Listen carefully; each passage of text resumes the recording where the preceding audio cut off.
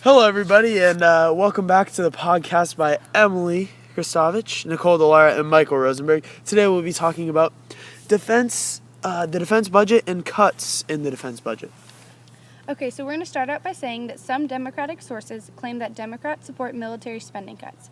Republican sources staunchly oppose spending cuts, and other sources, such as BBC, claim that the majority of both Democrats and Republicans support spending cuts regarding the military. Okay, an article posted by the Huffington Post, defense spending cuts popular with voters, a poll on that, is clearly Democratic-leaning, and simply by looking at the title, unlike Mitt Romney, most Americans oppose spending cuts, show how the article is anti-Republican, and that Mitt Romney will present and that Mitt Romney are against Mitt Romney, and that in this article will present a Democratic-oriented argument for spending cuts. So, basically, the two I would like to talk about are the two Fox News articles. And so most people know that Fox News is generally Republican. Most Republicans watch Fox News. One of the Fox News articles states that cutting military spending will not allow the U.S. to fight two ground wars simultaneously, and this would make the U.S. look weak. So the fact that Fox News is pointing out two wars that could be fought, the one in the Middle East as well as the one that's already being fought in Afghanistan, and then the one that might happen with Iran in the coming months or years, they're clearly towards swaying the balance towards increasing our military spending, making sure that we have enough money and people to defend United States values. Another source from the Huffington Post states that the survey conducted by the Program for Public Consultation, the Simpson Center, and the Center for Public Integrity revealed that 80% of voters in districts represented by Democrats and 74% of Republican districts wanted lower defense spending.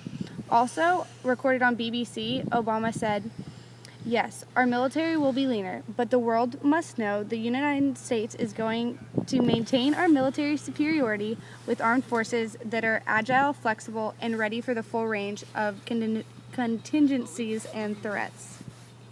So finally, our last article is one from the New York Times. Basically, the only thing in this article is that the American Conservative Union supports Republicans in their stance on defense, on the defense budget. And then you also have to look at the bias that each of these sources is coming from.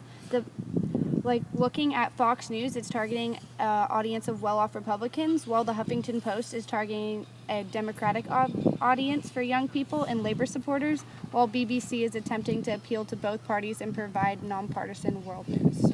So in all of these, the last I mentioned two Fox News articles. One of them kind of has an optimistic outlook for people and for both sides of the argument, stating that yes, although we are cutting our military on the ground and in terms of guns and everything like that, we are actually increasing spending for the internet and cyber wars, stuff like that. While a lot of cuts are coming with development of new technology, also a lot of money is being put into making sure the United States in this new technology age is on the same level and even ahead of everybody else, so that we aren't hit by anything that comes with technology, so like computers and cyber wars. And so in the end, Nicole will tell you our position. We've talked a lot about what other sources have said. Okay, so therefore we support cutting defense in areas that have become unnecessary and increasing spending in areas of new technology.